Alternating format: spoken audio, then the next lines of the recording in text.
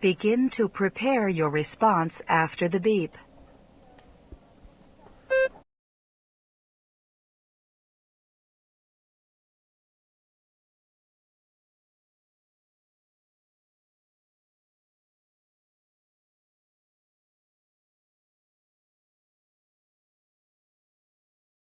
Begin speaking after the beep.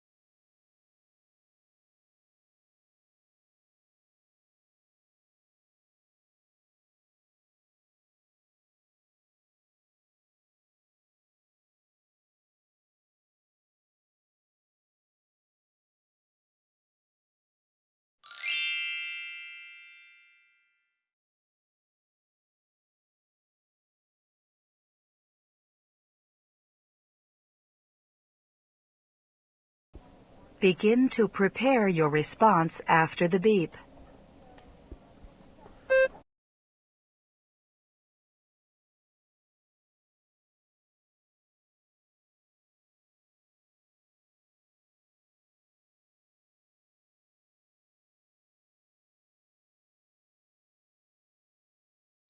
Begin speaking after the beep.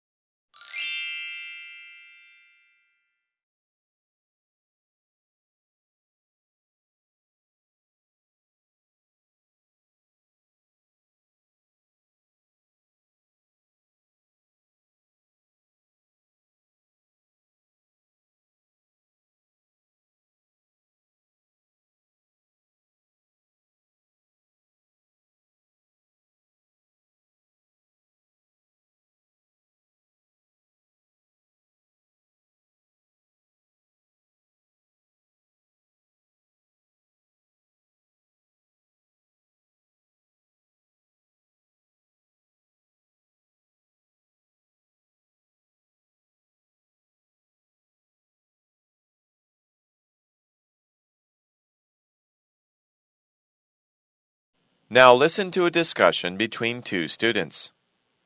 Now, have you heard about this new change in the discussion classes? What? Oh, the new policy on discussion sections? Yeah, isn't that something? How could they do this to us? I mean, do they even care for the students? What do you mean? Well, for one thing, a discussion class should be kept small. You know what I mean? It can't have like 15 people in it with all different ideas. With that many people, we won't get anywhere. The class will be unorganized, noisy, and it won't be a true discussion class with so many people in it. It should be small so that we can have discussions efficiently. Yeah, I see what you mean. Not only that, with so many incoming freshmen, the school should have more than enough money. So with the money, they should hire more professors, to have more discussion classes so we can keep the number of students to 8 per class.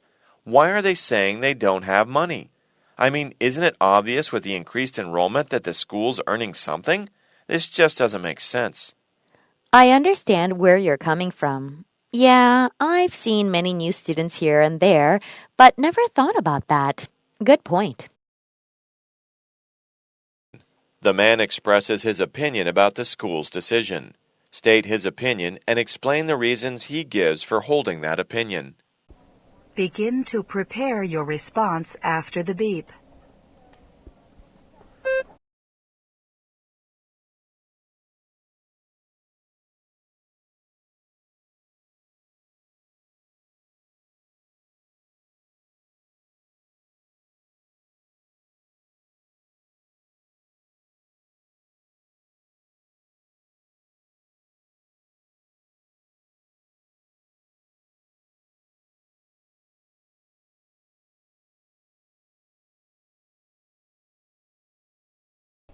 Begin speaking after the beep.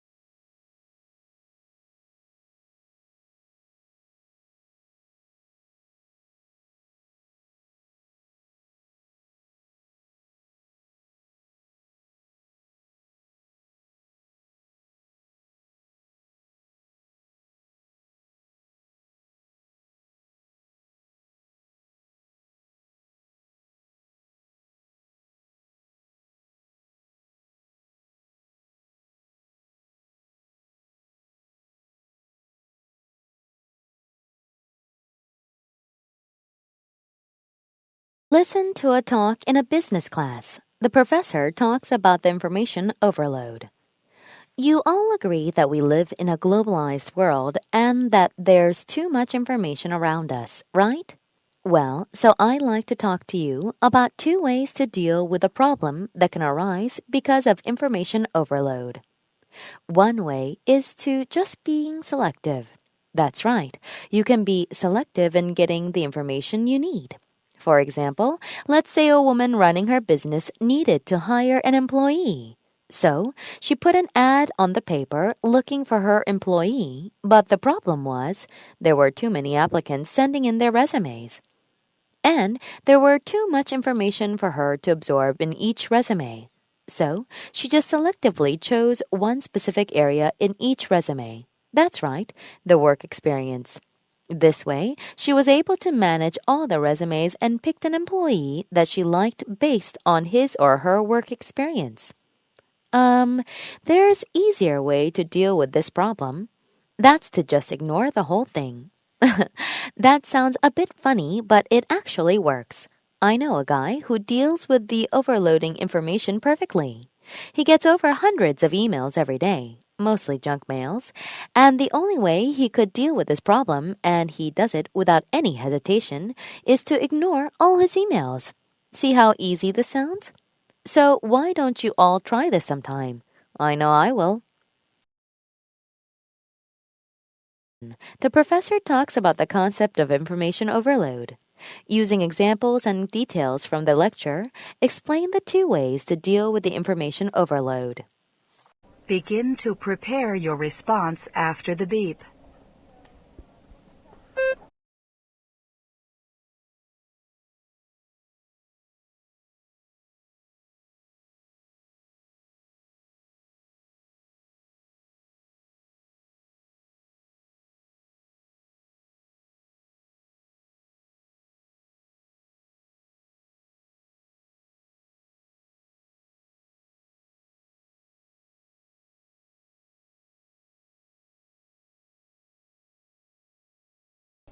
Begin speaking after the beep.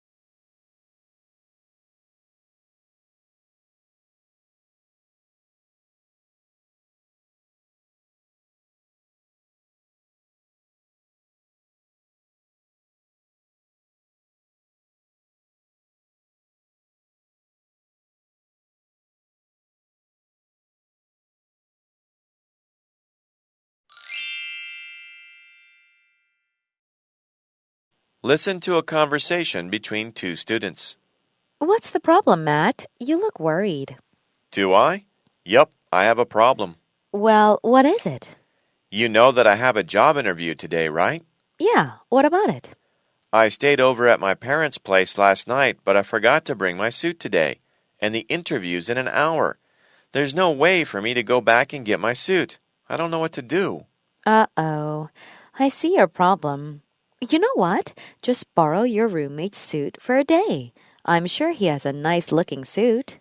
Yeah, I thought about it too, but he is much taller than me, and it would look very stupid me wearing his big suit. And just imagine, me in a big suit. That will surely give a bad first impression. Well, what are you going to do then? Well, I was saving some money to buy a new bicycle. I actually saved $200, so I can just go get a new suit.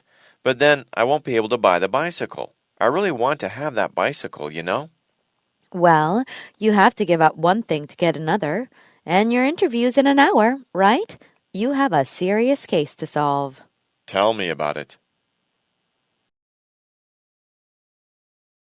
The speakers discuss two possible solutions to the man's problem. Briefly summarize the problem, then state which solution you recommend and explain why. Begin to prepare your response after the beep.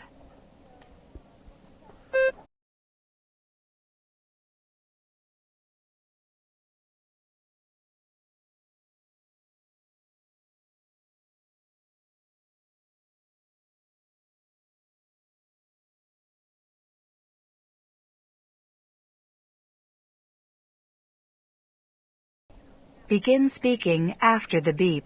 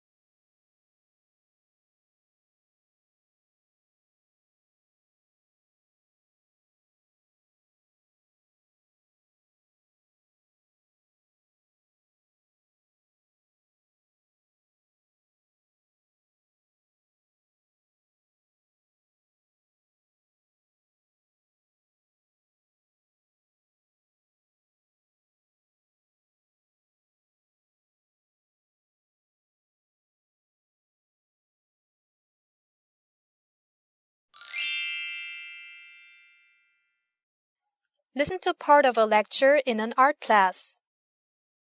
There was a great improvement in creating artworks during the Renaissance period. The artists were able to produce artworks that were more detailed and realistic than in any other periods. This improvement was mainly possible because artists at that time started to use things that previous artists never thought of. First, they started using tools like mirrors. They put a mirror behind a see-through paper and placed an object, such as a ball full of fruits. So the object had its reflection on the mirror. They basically traced the mirror image of the ball. So they were able to paint things in detail and the artworks had photographic realism into it. The change in medium, like the development of oil paints, helped them to have realism in the paintings. Because the oil paints relatively took a long time to dry off than water paints, the artists had more time to work on the details in the painting. They had more time to draw in every detail until it looked realistic. Using points and examples from the talk, explain 2 ways that enabled artists to paint their works realistically during the Renaissance period. Begin to prepare your response after the beep.